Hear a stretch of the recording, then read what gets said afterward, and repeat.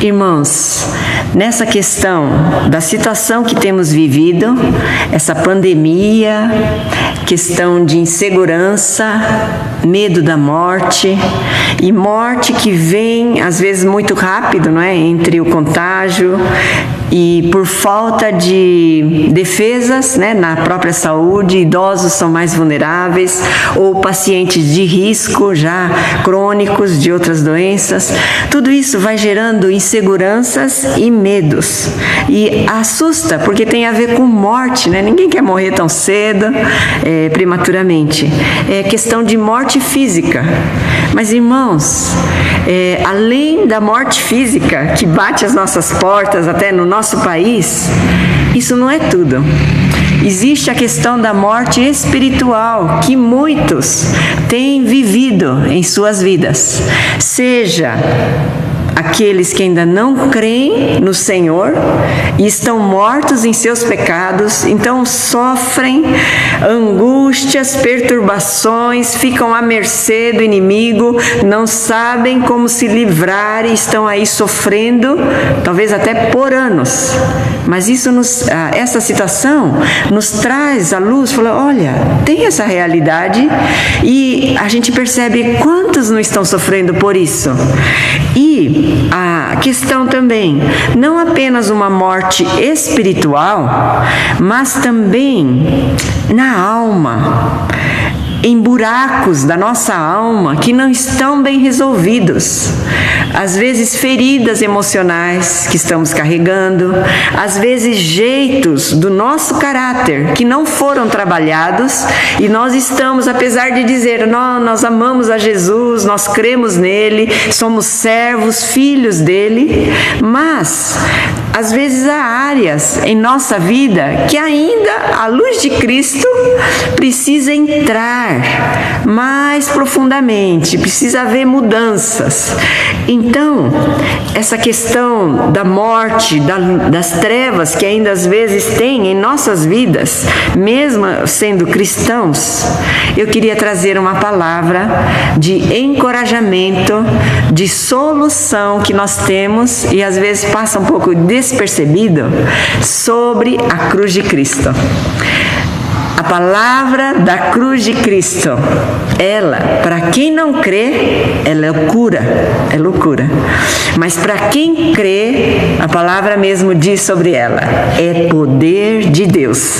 E eu quero ler aqui 1 Coríntios, capítulo 1, versículos 18, 30 e 31. Eu não vou ler o texto todo, mas só esses 3 versículos. Diz aqui: certamente a palavra da cruz é loucura para os que se perdem, mas para nós que somos salvos, poder de Deus.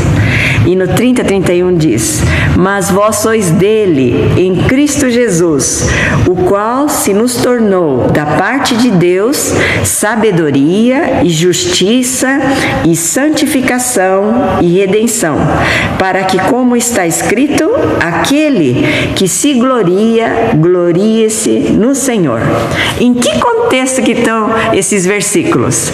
Paulo estava falando com a igreja de Corinto, uma igreja que no seu contexto de sociedade tinha judeus, tinha gregos, tinha romanos, gente de várias etnias ali misturados, e isso também se refletiu na igreja, mas era uma igreja que estava passando vários problemas internos, desde divisões, um falando eu sou de Paulo, outro sou de Apolo, etc.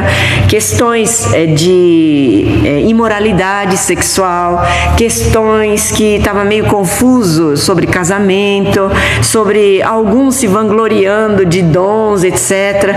Então era uma igreja com diversos problemas. Eu não estou falando isso porque a Igreja do Bosque seja isso, não, irmãos, nada disso. Mas esta palavra que Paulo trouxe, dizendo que a palavra da cruz é poder de Deus, isso é muito encorajador para nós nesses dias. Bom, poder de Deus, a gente sabe, a gente já conhece sobre a palavra de Deus. Se eu fosse perguntar para vocês, Que milagres você tem em sua memória da palavra de Deus? Tem muitos. Eu quero dizer que o poder de Deus é maravilhoso, mas eu vou falar só alguns, né? Jesus com a palavra, Deus Pai, Deus Filho, Deus Espírito Santo, lá na criação, só de ter dito, haja luz e houve luz. Não precisou mexer com a mão, não precisou trazer um exército para fazer as coisas, mas apenas a palavra do nosso Deus gerou das trevas, não tinha nada material, gerou luz. Olha que coisa. A palavra de Deus é tão poderosa, e aquele centurião lá em Lucas, deixa eu ver aqui, ele também entendeu isso. Lucas 7, 1 a 10, o centurião, ele estava com um servo doente, e ele era um homem de autoridade, e quando ele chega para Jesus, ele fala assim, olha, eu não sou digno que você venha na minha casa, mas basta o Senhor mandar. Lá em Lucas, deixa eu ler aqui, a palavra que ele diz é bem, deixa eu ver aqui, ó. Lucas 7, ele diz assim, por isso eu mesmo não me julguei digno de ir ter contigo, porém manda com uma palavra e o meu rapaz será curado. Era só isso que ele queria, uma ordem de Jesus, porque ele sabia que Jesus tinha autoridade, bastava ele falar e as coisas aconteceriam, e foi o que aconteceu. O servo dele foi curado, não é? Com a palavra só, Deus é poderoso para fazer essas coisas. Mas veja, o poder de Deus também está além, ultrapassa os limites que ele mesmo colocou na criação. Então a gente vê lá em Êxodo 14, 21 e 23, quando o povo está lá na frente do Mar Vermelho, os egípcios atrás, perseguindo, impedidos ali pela coluna, né, de fogo ou coluna de nuvem ali, não deixando eles se aproximarem, mas na frente estava o mar, como que eles iam atravessar aquilo? E Deus orienta Moisés, diga ao povo que marcha, mas antes ele teve que erguer a vara, e lá está escrito assim, Êxodo 14, 21 e 23. Então Moisés estendeu a mão sobre o mar, e o Senhor, por um forte vento oriental que soprou toda aquela noite, fez retirar-se o mar, que se tornou terra seca, e as águas foram divididas. Os filhos de Israel entraram pelo meio do mar em seco, e as águas lhes foram qual o muro, à sua direita e à sua esquerda. Tinha época que eu pensava assim, acho que estava vindo ali, né? E talvez parou, então ficou só a água de lá e aqui secou. Mas não, era no meio mesmo do mar, e Deus abriu e fez uma muralha, sem nada impermeável ali. É o poder de Deus, e o povo atravessando no meio daquelas paredes de água, sustentadas pelo poder de Deus. Veja, quebrando uma lei da natureza que o próprio Deus criou, mas se o Senhor quiser, Ele opera, né? Ou Jesus andando sobre as águas também, não é? Aquela multiplicação do azeite, a mulher viúva, ela só tinha um X de óleo, de azeite.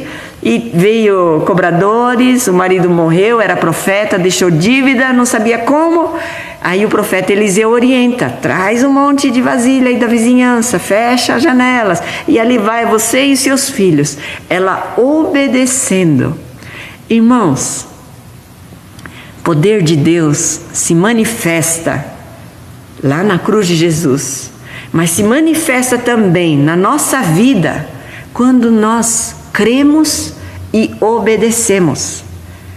É fundamental que a gente se alinhe à palavra dele, a gente faça o que a palavra está dizendo, e assim a gente experimenta esse poder real, maravilhoso que vem da cruz. Então, essa viúva, ela creu nessa palavra que o profeta orientou, e aquela coisa que só tinha uma botija de azeite, pois Deus multiplicou a matéria e encheu muitas panelas, muitas vasilhas. Com aquilo ela pôde vender, pôde pagar as dívidas e viver o resto da sua vida com aquele dinheiro. Olha que coisa fantástica.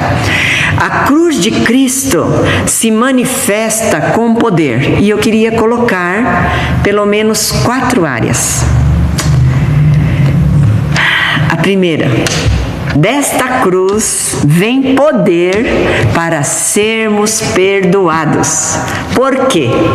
Porque Jesus ali pegou os pecados meus, os seus, os nossos, do mundo todo, carregou e pagou a culpa.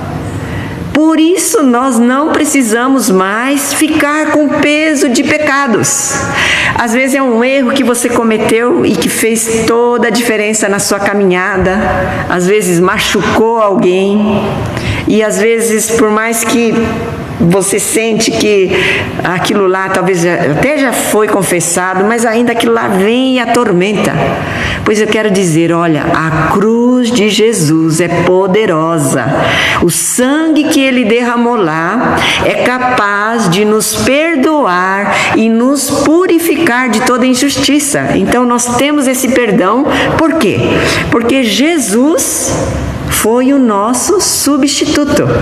Quando João viu ele ali no começo do ministério de Jesus, falou: ó, lá está, é o Cordeiro de Deus que tira o pecado do mundo. Um judeu sabia o que significava, porque o Cordeiro era aquele que as pessoas levavam ali para o sacerdote, lá no templo, e ele colocava depois a mão, falava o seu pecado, e depois matava aquele animal, e aquele animal era morto inocentemente por causa do pecado daquele judeu. Então, quando falou Jesus é o Cordeiro de Deus que tira o pecado do mundo, uau! E Jesus ainda estava andando, né? Mas ia chegar a hora dele ser sacrificado como cordeiro. Foi o que ele fez. Ele encarou a morte e lá derramou seu sangue, e nós podemos ser perdoados. A segunda coisa que a cruz de Jesus tem poder, ela tem poder para nos libertar de hábitos escravizantes, de vícios, de caráter doente moralmente falando. Não importa qual coisa que você sente que está aprisionado, talvez por força de hábito, talvez por, sei lá o que, questões de caráter, mas a cruz de Jesus tem poder para nos libertar. Por quê? Porque Jesus lá na cruz, Ele carregou o nosso velho homem. E eu quero dizer o seguinte: nosso velho homem não tem como ensinar. Nosso velho homem não tem como disciplinar, passar por um reformatório e ele ser transformado. Nosso velho homem não. O único jeito da gente ser livre do nosso velho homem é reconhecer que ele está morto em Jesus. E quando a gente batiza, a gente está se identificando com a morte de Jesus, e lá está indo o nosso velho homem. E quando a gente levanta das águas, a gente está se identificando com Cristo ressurreto, uma nova vida. Então, o que significa a cruz de Cristo? Além do perdão, é libertação daquela coisa que amarra como paixão carnal, que tem prendido pessoas e pessoas, muitas pessoas, às vezes até entre nós cristãos que ainda não experimentou esse poder. Mas eu quero dizer, na cruz de Cristo tem este poder para vencer este velho homem. E como que se vence? É pela fé. Olha que coisa boa! Não é seu esforço, não é sua disciplina, não.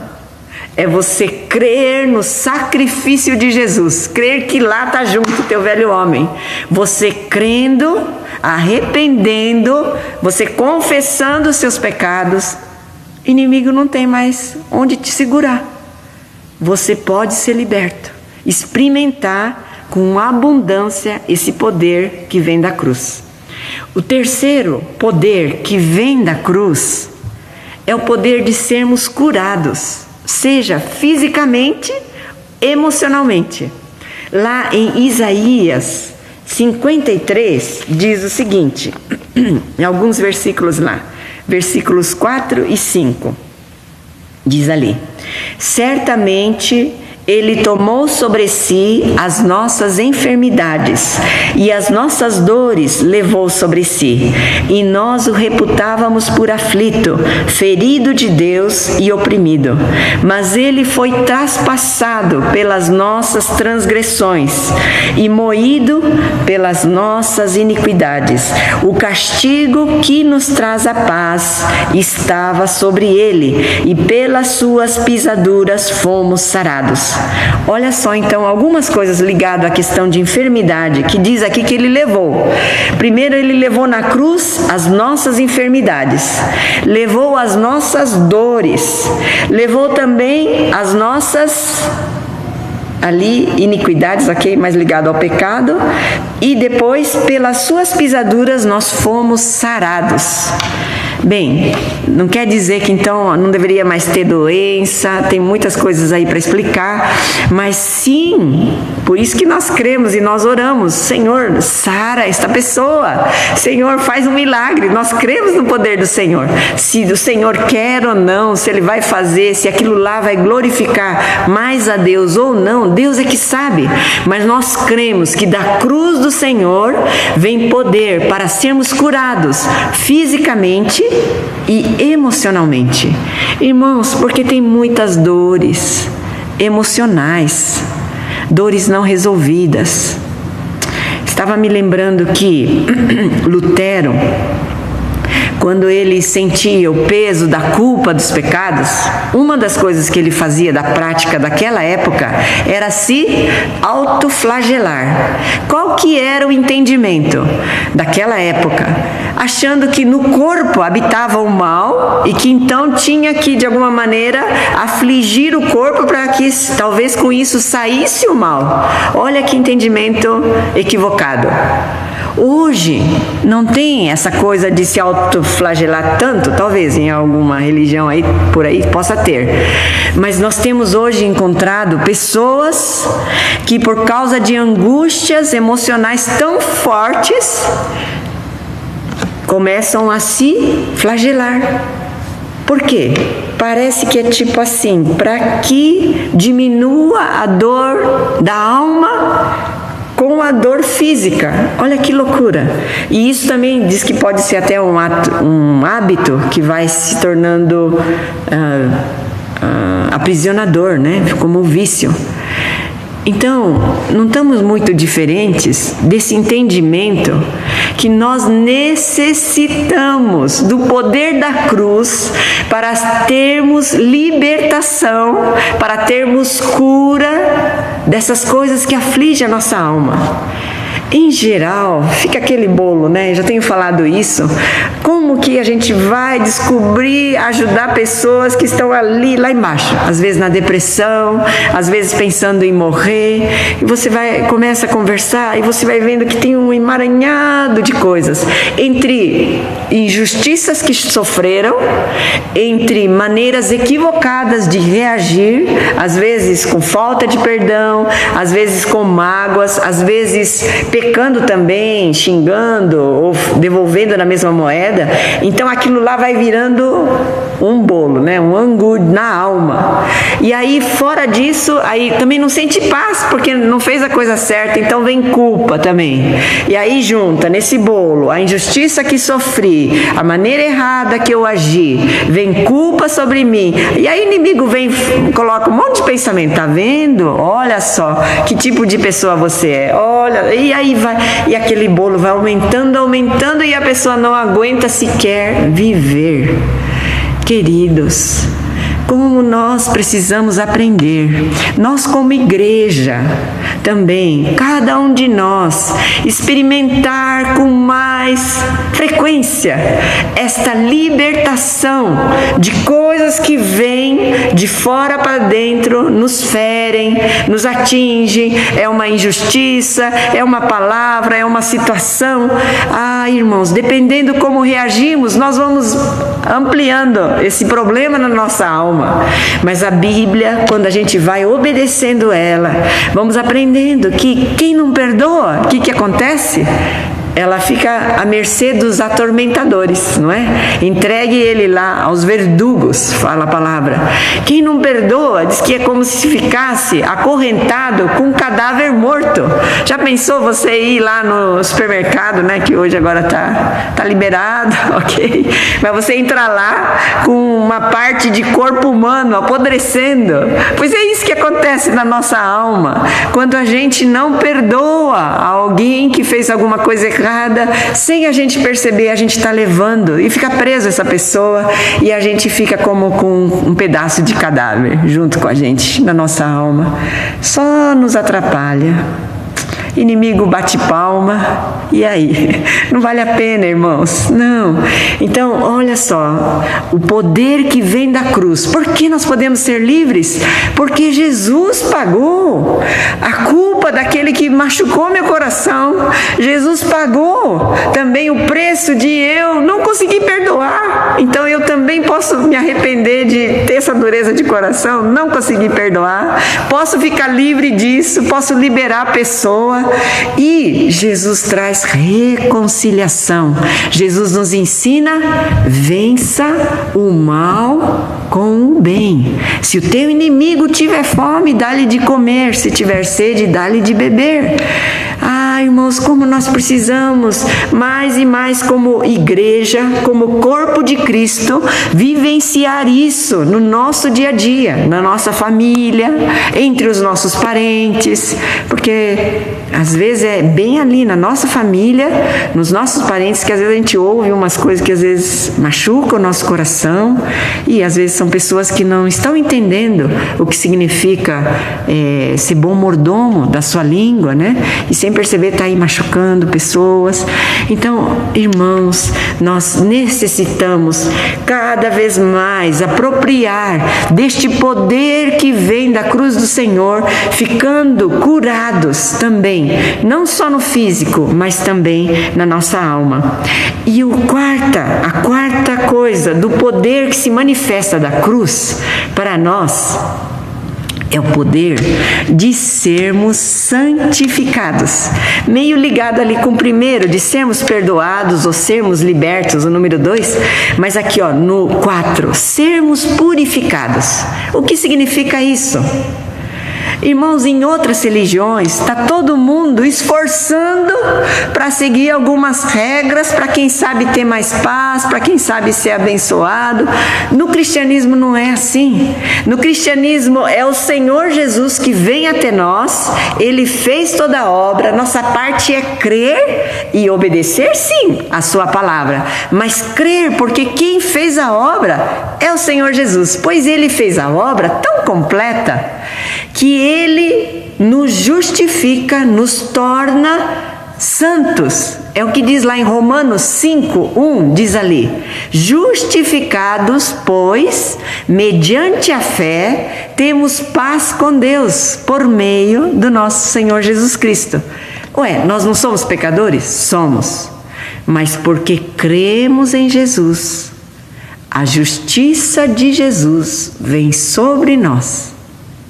E em Atos, capítulo 15, versículo 9, quando está tendo uma controvérsia ali na igreja primitiva, será que quem converteu ali dos gentios, né? Eles não tinham a cultura judia, mas agora estão virando cristão, ok? Será que eles têm que se circuncidar também? Como é que é? E estava aquela conversa toda. E Pedro, ele lembra que quando ele foi lá, atendendo a direção do Espírito Santo de falar com Cornélio, onde só tinha gentios. O que eram gentios? Aqueles que não tinham nenhuma tradição judaica, era de outros povos. E eles estão lá reunidos e Pedro está lá pregando, falando, e ele nem terminou de falar, já veio o Espírito Santo e eles começaram a falar em línguas e já manifestando as grandezas de Deus. Então Pedro ficou admirado. Ele que tinha aquele preconceito, né? Judeu, ok, mas gentil, menos, né? Judeu, seguindo a Jesus, ok, eu vou respeitar, mas gentil, né? Será que tem alguma coisa ali? E ali caiu por terra isso. Então ele fala em Atos 15, 9, ele diz aqui... E não estabeleceu distinção alguma entre nós e eles, nós os judeus e eles os gentios, purificando-lhes pela fé o coração. Olha que coisa, Pedro está falando de um ato que Deus fez instantâneo. O povo estava lá, ouvindo a palavra, e Pedro afirmou: o Senhor, mediante a fé deles, purificou o coração. Então aí tem umas questões, hoje não vou entrar muito em detalhe, mas tem essa questão, até porque nós somos, né, na nossa história, holiness, santidade, e essa questão de receber a santificação. Tem várias maneiras aí dos nossos líderes, alguns creem de uma forma, outros creem de outra, todos estão esforçando sim por pregar a palavra de Deus, mas eu queria dizer que tem dois aspectos que a palavra de Deus contempla. Um é dessa purificação instantânea, como aconteceu aqui. Esses irmãos em Cristo, que antes não eram, ao ouvirem, já foram, manifestaram a fé, né, pelo poder de Deus, e aí na hora diz que o Senhor purificou o coração deles. Talvez meio parecido com John Wesley ali, que ele já tinha um monte de conhecimento da Bíblia e tal, já era pastor, mas coitado, não sentia poder, não sentia vida. E aí depois que ele volta daquela viagem, ele tem medo, quase que morre afogado ali, assim, não, tem tempestade, ele tem medo porque ele percebe que ele não tem certeza da salvação. Tudo que ele conhecia não lhe dava uma paz verdadeira. Então, aí ele vê um grupo lá dos... esqueci o nome... Morávios, obrigada, irmão. Os morávios que estavam ali no meio da tempestade, alegres, louvando a Deus, e ele falou: opa, isso aqui é um negócio diferente, né? E quando ele volta em terra firme, ele começa a frequentar essa igreja, começa a conversar com o pastor ali e tal, e ele vai indo nos cultos. E um culto acontece o seguinte: ele está ouvindo lá uma pregação, parece como qualquer outra, mas o Espírito Santo toca ele. E de uma maneira diferente ele diz: eu senti meu coração estranhamente aquecido. Olha como ele descreveu. Acho que para cada um é um jeito diferente, mas o que ele experimentou ali? Parece que descortinou tudo aquilo que ele já sabia na mente, parece que desceu mais para cá. Parece que pegou ele de cheio, fez sentido. E aí então John Wesley se levanta com aquela disciplina que ele já tinha, mas agora com aquela paixão movida pelo Espírito Santo de Deus, e aí ele é usado como instrumento, não só ele, né? Tem o irmão dele, outros líderes da época, mas para trazer um avivamento para toda uma sociedade ali da Inglaterra. Olha que coisa linda, irmãos. Esta obra de purificar o nosso coração é pela fé. Não é o seu esforço, mas é você crer que já foi dado em Cristo Jesus. Você ter um coração livre daquelas paixões que te aprisionam, né? Como a gente falou, o nosso velho homem foi lá, enterrado com Jesus pelo batismo, tá lá. Mas você crer de fato nisso. Paulo sim falou daquele, né? O bem que eu quero, eu não faço, o mal que não quero, faço. É uma luta, e eu creio que isso muitos enfrentam antes de experimentar essa outra parte do pacote que vem da cruz. Vem o perdão, vem a libertação, vem a cura, mas vem também esta santificação no coração. Então, esse é um lado da purificação, da santificação instantânea. Mas tem um outro lado, sim, que é progressivo e que tem muitos textos que também dizem, como lá em João 17, Jesus orando pelos seus discípulos, ele fala: santifica-os na verdade, a tua palavra é a verdade. Nós somos santificados também através dessa palavra, da palavra de Deus. E aí, como que é? Não é tão só assim, né? Tem assim, mas nós temos que ir vivendo esta palavra. Muitos e muitos hábitos vão ter que ser mudados de acordo com esta palavra. Ou então, a purificação que vem através de provações.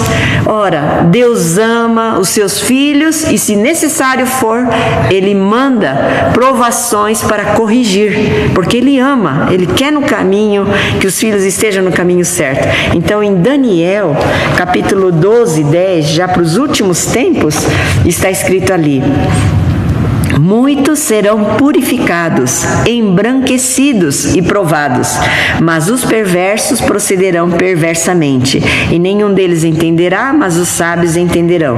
O que ele está falando isso? Lá no último capítulo de Daniel, que vai ter provações, e isso vai trazer o que para os filhos de Deus? Purificação. Serão embranquecidos, provados, conforme Tiago, capítulo 1, que diz ali, né? Tende por motivo de toda alegria o passardes por várias provações, sabendo que a provação da vossa fé, uma vez confirmada, produz perseverança. Ora, perseverança deve ter ação completa, para que sejais perfeitos e íntegros. O que é essa santificação? É ser por inteiro.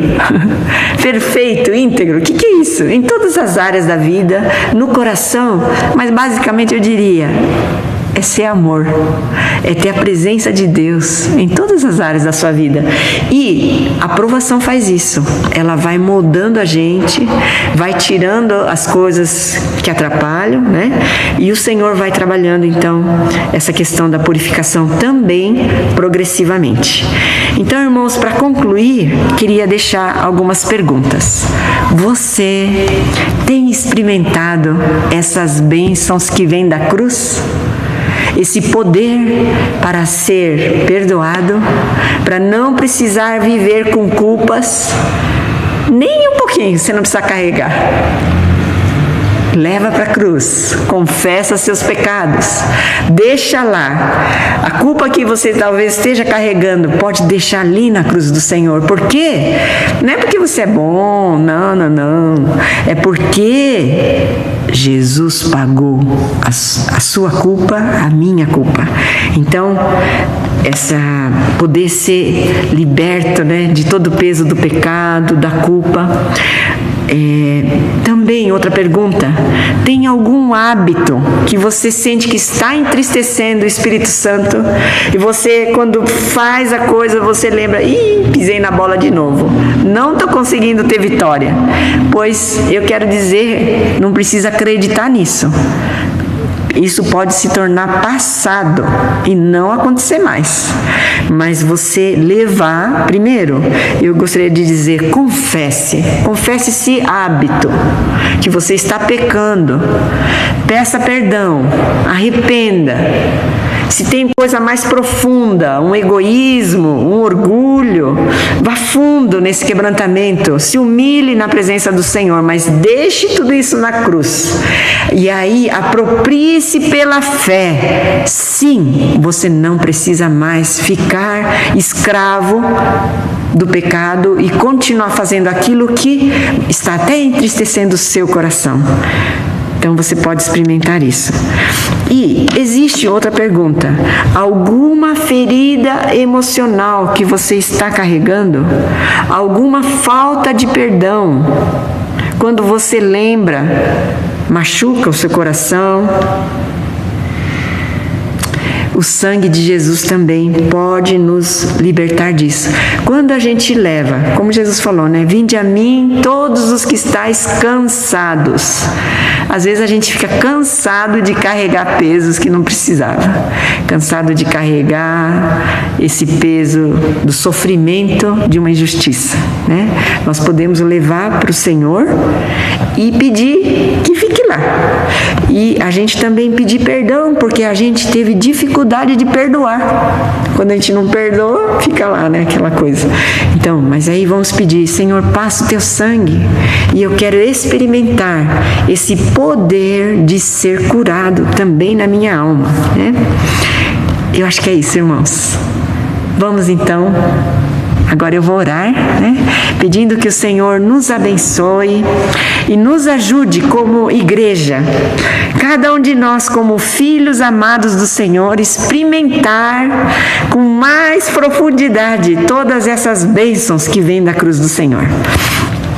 Senhor Jesus, muito, muito obrigado, Pai, porque quando o Senhor enfrentou a cruz, quantas coisas maravilhosas estávamos por receber. Um preço tão alto, Senhor. Toda aquela humilhação, toda a dor dos pregos, do teu peso sobre os cravos nos pés. Tudo aquilo, Pai, que o Senhor fez e ao final o Senhor disse: está consumado. Obrigada, Senhor, porque o Senhor não saiu da cruz, Pai. O Senhor ficou ali firme por amor a nós, para resgatar um povo santo, perdoado, livre, curado, Senhor. Obrigada, porque isso está disponível a todos nós que te amamos, ó Pai. Estamos aprendendo a te amar, é verdade, Senhor. Mas continua, Pai, com teu Espírito Santo, nos cada vez mais fazer sair das trevas para a luz. Que as trevas também do nosso coração saiam de nós, Senhor. Cada vez mais venha com a tua luz, com a tua palavra, Pai, nos lugares mais escondidos da nossa alma, para que sejamos inteiros, amando o Senhor, trazendo alegria a Ti, andando conforme a Tua palavra e, ó Deus, de uma maneira natural, transmitindo este Evangelho que vem da cruz de Cristo com poder, Senhor. Então, ó Deus, nos ajuda cada um, ó Pai, que vai estar ouvindo esta mensagem. Se há algum pecado, alguma dor, alguma falta de perdão, algum hábito escravizador, Senhor, nós pedimos, manifesta, ó Pai, com teu Espírito Santo, trazendo cura, trazendo perdão, trazendo libertação, trazendo, Pai, essa dimensão que vem com o poder da tua cruz, Pai, para que cada pessoa experimente pela fé, Pai, gratuitamente, apenas porque tem crido no Senhor, porque esta cruz e esta palavra é poderosa.